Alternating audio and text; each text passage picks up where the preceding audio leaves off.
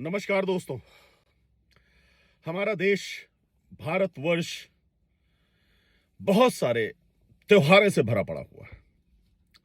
दीपावली, होली, रक्षाबंधन, मतलब खुश होने के लिए बहानों की कमी नहीं है। त्योहारों के अलावा फिर इतने ज्यादा सेरेमोनियल फंक्शंस हैं, शादी और हम लोगों के जो सेरेमोनियल फंक्शंस हैं वो भी एक खुशी लेके आते हैं। तो खुश रहने के बहुत सारे रीजंस हैं हमारे देश में, बहुत सारे बहाने हैं।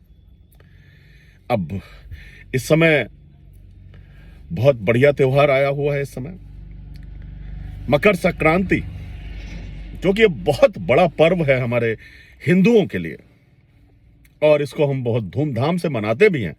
और ये एक ऐसा त्योहार है जिसकी डेट फिक्स होती है। नॉर्मली ये 14 या 15 को पड़ता है, या लोग 14 को मनाते हैं। अब तो कुछ लोग 14 को मनाते हैं, कुछ लोग 15 को मनाते हैं, लेकिन वेरिएशन नहीं होता है डेट्स के अलावा इस त्योहार को मनाने।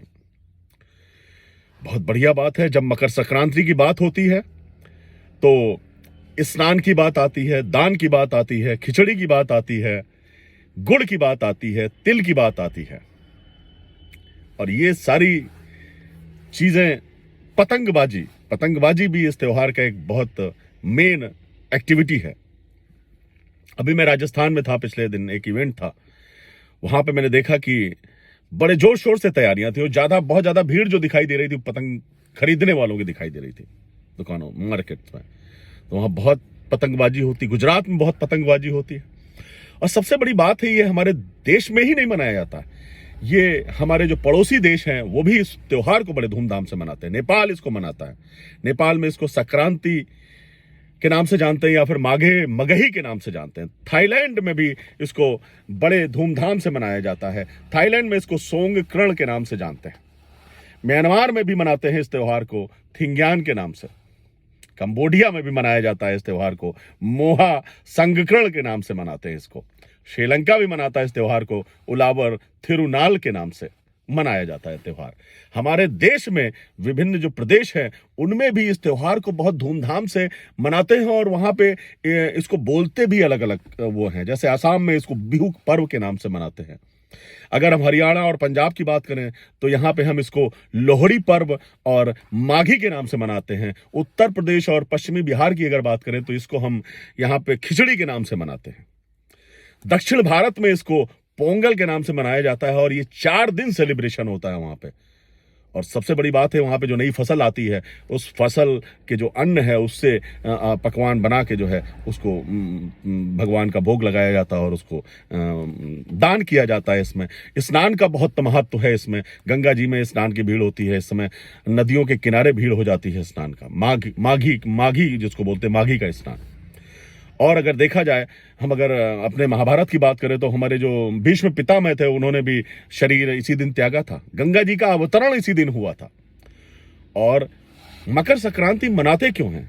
मान्यता यह है कि भगवान सूर्य अपने पुत्र शनि देव से मिलने उनके घर जाते हैं, और इसी दिन शनि जो है हमारे जो सूर्य है धनु राशि से मकर राशि में प्रवेश करते हैं, और सूर्य उत्तरायण हो जाते हैं। इसीलिए गुजरात वगैरह में इसको उत्तरायण के नाम से मनाते हैं। तो ये सारी बातें इसलिए कुछ मन में आया, मैंने कहा कुछ कहूं और आप लोगों को विश करूं, मकर संक्रांति की ढेर सारी शुभकामनाएं दूं। और ये सब बातें करने का उद्देश्य एक था कि हमारे बच्चे हमारी ट्रेडिशन से दूर होते जा रहे हैं।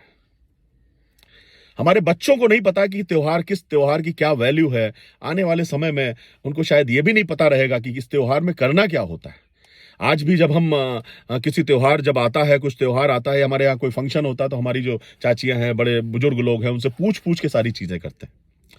लेकिन जब धीरे धीरे वो पीढ़ियां खत्म हो रही, लेकिन अगर हम बच्चों को अपने नहीं सिखाएंगे, नहीं बताएंगे इस त्योहारों की महत्ता के बारे में, त्योहारों पे क्या क्या होता है, क्या क्या हम लोग करते हैं, अगर वो नहीं देखेंगे, नहीं जानेंगे, तो वाकई में हमारे त्योहार, हमारी जो परंपराएं हैं वो खत्म हो जाएंगी, विलुप्त हो जाएंगे।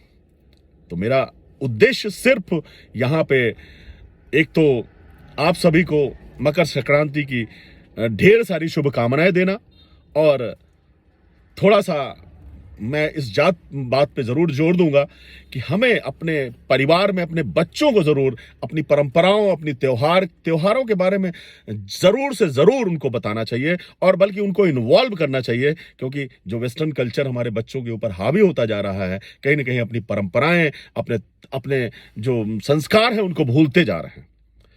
और ये आज का दिन 14 या 15 जनवरी आज का दिन जो है, आज के दिन से हमारे जो मांगलिक कार्य भी शुरू हो जाते हैं। जो पिछला जो खरमास चल रहा होता है 1 महीने से, उन दिनों हमारे यहाँ अच्छे मांगलिक कार्य नहीं होते हैं। इस दिन से हमारे सब शादी बरातें और सब मांगलिक कार्यों की भी शुरुआत हो जाती है। तो देखा जाए, हमारे हिंदू धर्म में इस पर्व का बहुत महत्व है और इसे हमें धूमधाम से मनाना चाहिए। दोस्तों, इन्हीं शब्दों के साथ मैं अपनी बात को विराम देता हूं। थैंक यू, धन्यवाद।